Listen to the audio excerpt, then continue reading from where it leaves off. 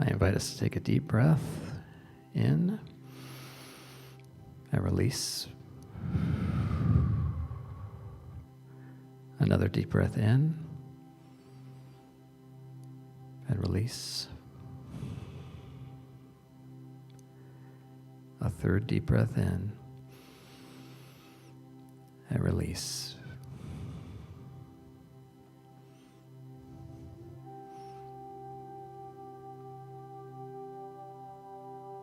Continuing where we left off from the opening prayer, I invite you to remember the grounding cord going from the base of your spine to the center of the earth. I invite you to remember the golden sun energy for the intention that we set for this service today.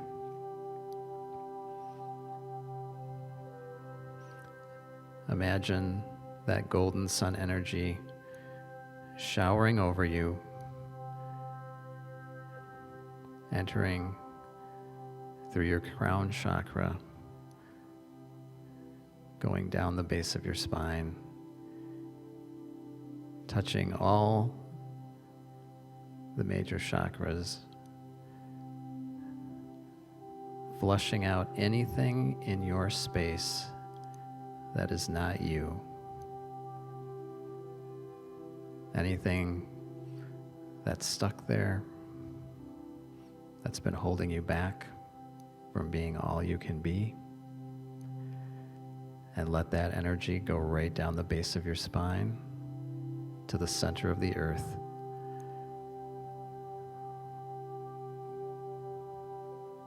Where the earth will transmute that energy into something usable for you and send it back up your grounding cord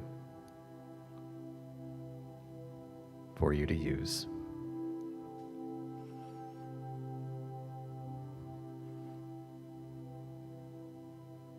From this place of feeling connected to the earth and the entire universe, we get the opportunity to remember that we are part of the earth. We are part of the universe.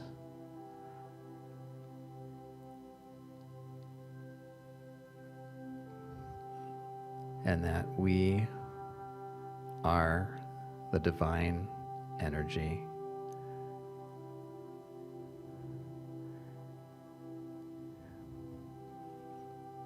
I invite you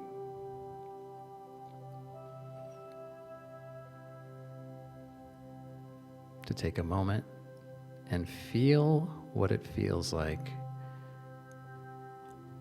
to be infinite source energy. Just for a moment, dropping our story, dropping our conditioning that has maybe told us we're not worthy of this energy, that we don't understand this energy, that it is not meant for us. We drop that conditioning and we drop that story and feel what it feels like to be one with source energy right here,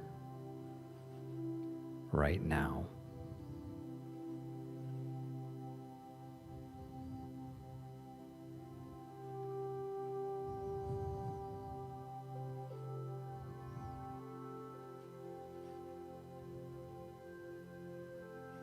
From this place of being one with all that is,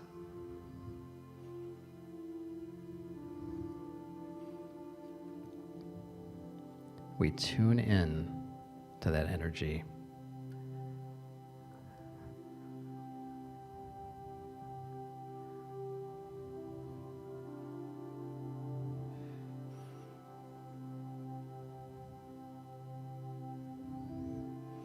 And we realize that that energy is us, that we have everything that we need to do what we're here to do right here, right now.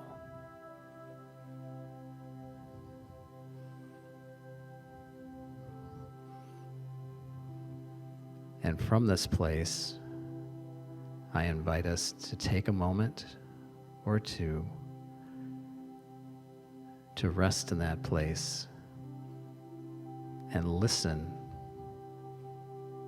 to what that divine energy wants us to know today to help us take our next step right here, right now.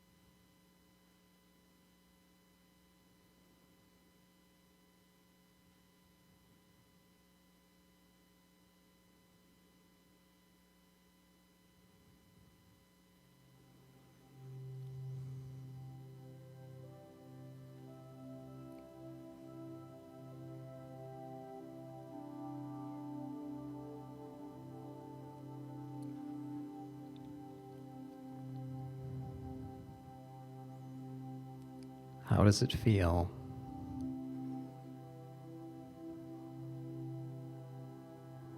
to be one with source energy?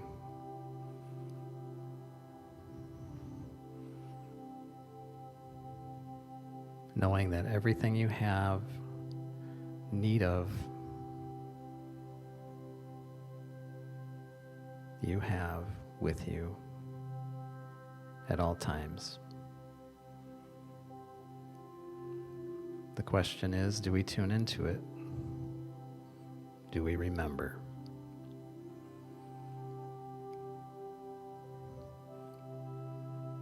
So I invite us as we leave here today to remember that anytime we wish, we can drop our story, drop our conditioning just for a moment, and connect to this energy, to our inner guidance, to know exactly what we need to do each and every moment, right here, right now.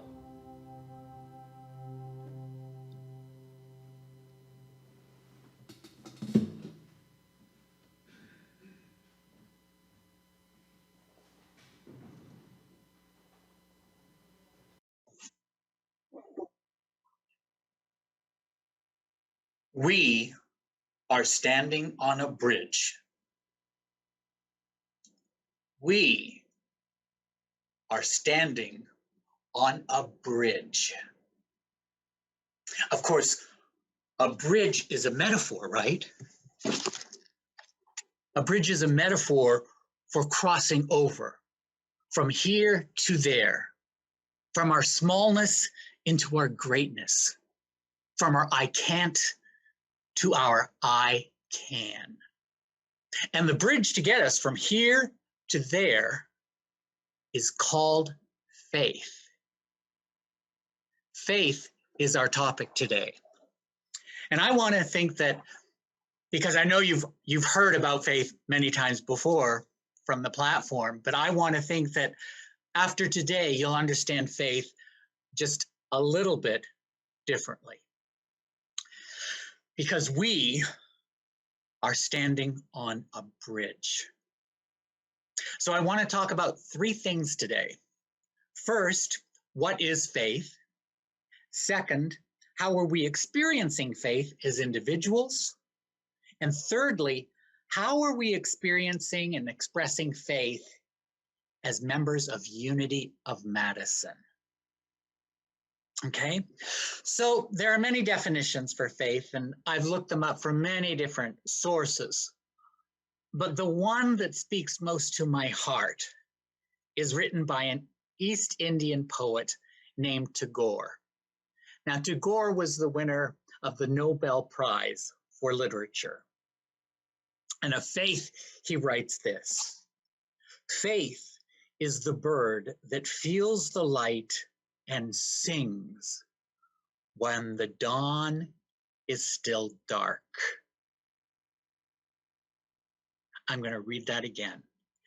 Faith is the bird that feels the light and sings while the dawn is still dark. And I love that definition because it speaks to me of perceiving the light, the power of God, and then taking authentic action. I found another definition of faith in our Revealing Word, written by Charles Fillmore, co-founder of Unity. And our Unity 2 students may be very familiar with this definition. Charles writes, faith is the perceiving power of mind. Now, he uses a capital M very intentionally for mind. Faith is the perceiving power of mind linked with the power to shape substance. Now, to me, this is very much like Tagore, but just using a different metaphor. So when Charles says perceiving the power of mind, he's talking about perceiving power of God, of that light. Linked with the power to shape substance. Well, substance is divine energy, potentiality that is everywhere present, right? And who has the power to shape that, to give it substance? That's right, we do. You and I. So Fillmore, I believe, is talking about our awareness of God's power, the light, and then taking authentic action, much like Tagore. Just as the bird feels the light and sings while the dawn is still dark. Now, faith is a lesson that Jesus taught and modeled over and over, according to the Bible. I mean, each time he performs a miracle, just about always, Jesus says, your faith has made you well.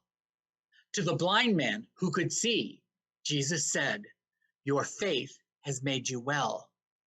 To the woman who was bleeding for 12 years and then touched the hem of his garment and was healed, he turned to her.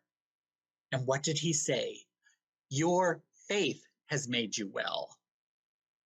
To the centurion who wanted his servant to be healed, he wanted Jesus to come and to heal him because he was sick and dying. Jesus said, it will be done according to your faith. And the centurion returned and the servant was healed. Now, at no point did Jesus say, I made you well. There's no hocus pocus here. Jesus is very clear. Your faith has made you well. And then in John, he goes on to say that these things and more you too shall do. So what about us? What about you and me? Because it really doesn't matter much what Tagore says or Jesus or Charles. What about you and me today? How are we using faith in our capacity to shape substance, to cross over from a life of brokenness to wholeness, from addiction to freedom, from poverty and lack to abundance and prosperity, from a relationship that needs healing to wholeness, compassion, unity? You see, I don't know what your next step is. That's not my job to know. But I do know that the Spirit of God is calling you higher, that light, that God power is calling us to step forward into authentic action. Now, I think most of us have had a direct experience of crossing over this bridge at one time or another in our lives. And I'd like to share one particular story of my story of crossing over. It begins with my first trip to Unity. And if you've been to Unity before, I imagine you too will never forget your first trip. So it was about 15 years ago, and I had come from Houston to apply for a job at Unity Church of Overland Park. And while I was there for my weekend of interviews, the board president said, would you like to go to Unity? Or Unity Village, rather. And I didn't know Unity Village was right around the corner nearby. I thought Unity Village must be a shopping mall or something. I didn't know. I said, Unity Village. And she said, yeah, the village. Well, in Houston, this was something we saw in calendars, we read in picture books. I had no idea. And I'll never forget driving from the off-ramp of the expressway, just 20 minutes from where I was applying to work, and seeing that tower, and then going through the buildings and the underground tunnels. And I felt like I had been there before, that I was returning home. And we all know that this feeling of returning home is not to a place, it's returning to a knowingness of ourselves, of our true identity.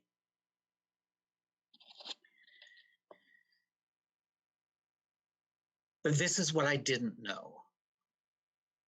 I didn't know that that journey would lead to me now here with you. I didn't know that I was to be a minister and do all of this. But here's the thing, when you say yes to spirit, when you say yes to perceiving this power of mind, the universe comes in to support you in just the right ways. So there I was, just a few weeks later now. I'd gotten the job. I'm working at Unity Church of Overland Park, and I'm beginning to take SEE classes. Those are spiritual enrichment education classes. But I'm not at all thinking about this whole ministerial thing. And after classes or between classes, on breaks, I'm not a classroom guy. So I go out in the courtyard on our break and I wander around, and I'm just jaunting around and jumping up and down off the benches and looking at the fountains and swatting the trees and just shaking all of that class stuff off. And then one of these times I returned to the class, and some of my colleagues in the class said, Well, isn't that great that they've repaired the bridge of faith? I said, the bridge of faith? And they said, yes, it's the bridge that crosses over the fountains in the middle of the courtyard. And it dawned on me, in all of my meanderings and walkings, each of those times, I had never crossed over that bridge of faith. And I knew what I needed to do, my next step. So after class that day, I went to the bridge and I walked up to the top of the bridge and I stood there and I sobbed. I sobbed tears of release, of letting go of my resistance, of letting go of my need for perfection and control, and surrendering to a possibility that just maybe I could love myself, to say enough is enough, that I could be a minister, that I could learn to love myself enough to accept myself, shadows, warts, and all, that I could cross over that bridge. So this was my experience at Unity Village, and the journey that really continues in my work and in my life today, of traveling the bridge of faith. And you and I, are standing on a bridge now. So traveling the bridge of faith is really about an inner transformation, right? It's not about changing outer conditions at all. It's about growing ourselves from the within outwardly. It's much like the beautiful transformation that we read about or hear about of the caterpillar to the butterfly. And I know many of you are thinking, oh, I love that. I love how the caterpillar becomes a butterfly. It's so beautiful. It's so sweet. Huh. It's not sweet. It's messy. So let me tell you about this transformation of the caterpillar to the butterfly. So when the caterpillar wraps itself around this chrysalis, it begins to die. And it begins to die from the inside out.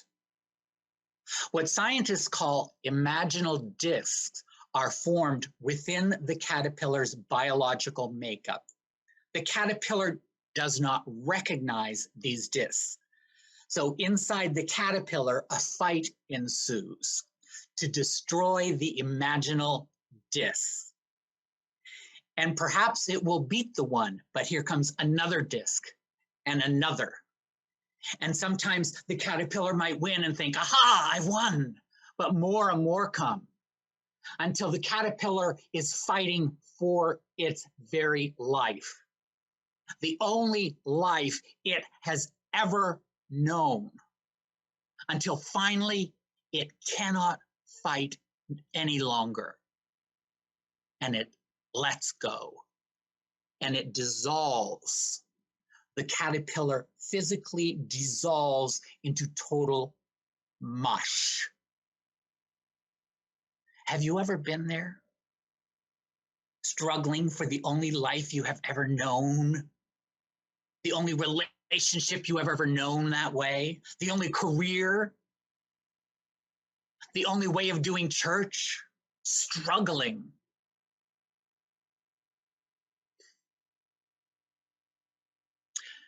And let me explain the good news, which is that from that mush, from that letting go, emerges something so beautiful, so magnificent, so unique.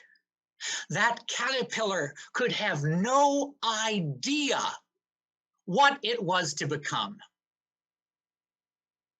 because the animal that went into that chrysalis is completely different from the animal that came out. Let me explain. So the caterpillar goes in with 18 legs. What emerges has 6 legs. The caterpillar was basically an eating machine.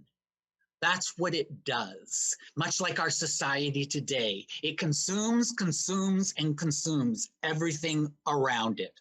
It devours its environment, the life of a caterpillar. The butterfly, on the other hand, has next to no digestive system at all, nearly undetectable. And whereas the caterpillar was sexless, a caterpillar has no sex organs.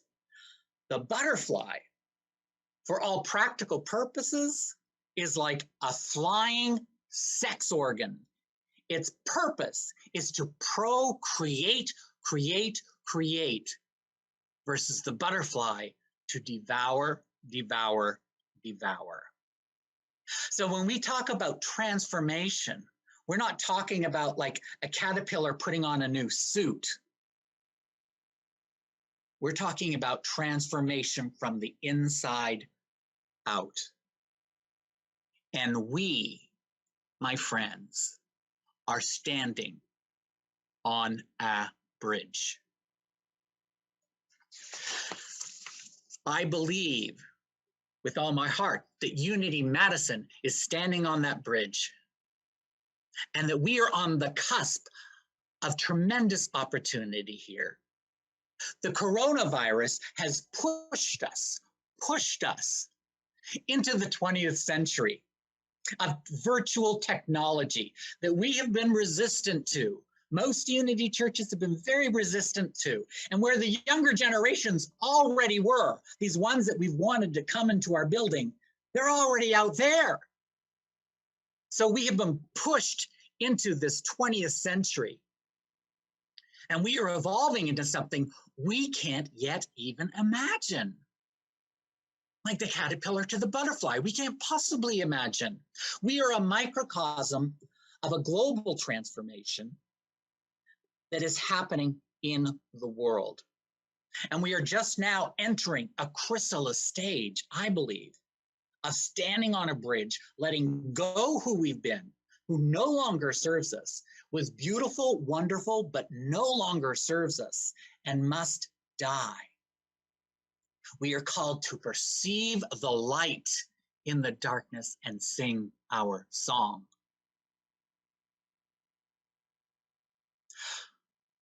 Barbara Marx Hubbard, who is a spiritual visionary and also one of the founding members of the Association for Global New Thought, she writes this.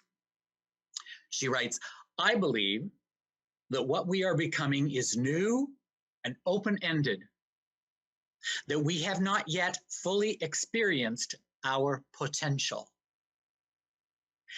As we learn to use our radical new powers of science and technology, combined with our higher consciousness and deep wisdom, we will give birth to a society equal to our spiritual and social potential, and a new humanity that is yet only imagined in its full expression. We are the crossover generation, she says, from one phase of evolution to the next. And it is not just one generation. It's all of us here now. We, all of us, are the generation. And Unity is the crossover path to a new way of being, I believe. And Unity of Madison is standing on a bridge. I heard a poem I'd like to share with you too, just a short one, written by a woman named Sonia Renee Taylor. It's titled Call to Dream. She writes, we will not go back to normal. Normal never was. Our pre-corona existence was not normal other than we normalized greed, inequity, exhaustion, depletion, extraction, disconnection, confusion, rage, hoarding, hate, and lack. She goes on, we should not long to return, my friends. We are being given the opportunity to stitch a new garment, one that fits all humanity and nature. We are standing on a bridge. So to close today, I'm going to invite you to take a trip back with me. We're going to go back in time to June of 1951 and the dedication ceremony of the Bridge of Faith at Unity Village. So I invite you to close your eyes for a moment for this visual meditation. Close your eyes and imagine that we are sitting outdoors in the courtyard that day, and the sun is shining, warm to the touch of the skin. You can hear the sound of music being played in the background. People are gathering. There's a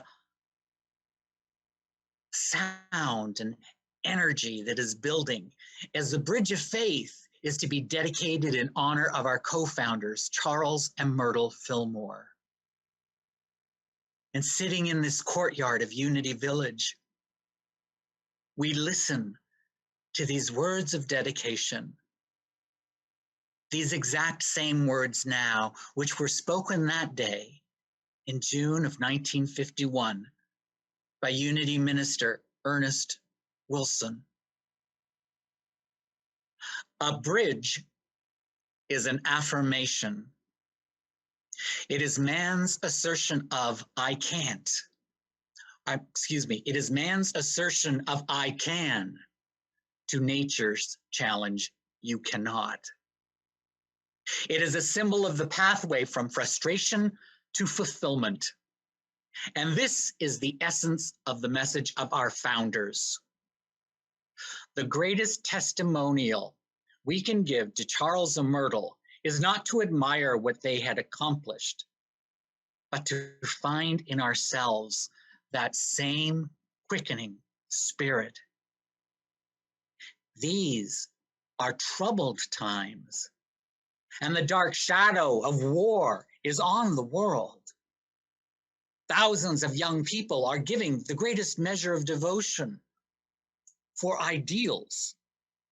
And if ever there was a time when men should lift up their hearts and find a pattern of faith to emulate, it is now. You may open your eyes. If ever there was a time when men should lift up their hearts and find a pattern of faith to emulate, it is now. Because we are standing on a bridge. So for your spiritual practice this week, I'm going to invite you to take some time for reflection, for just deep, calm reflection apart, for your own private pilgrimage to a bridge of faith, that place within, however that looks for you. So a time apart to reflect, to connect and perceive that light, that power of God in you and through you, and allow it to take you into authentic action. Because we are standing on a bridge. Namaste.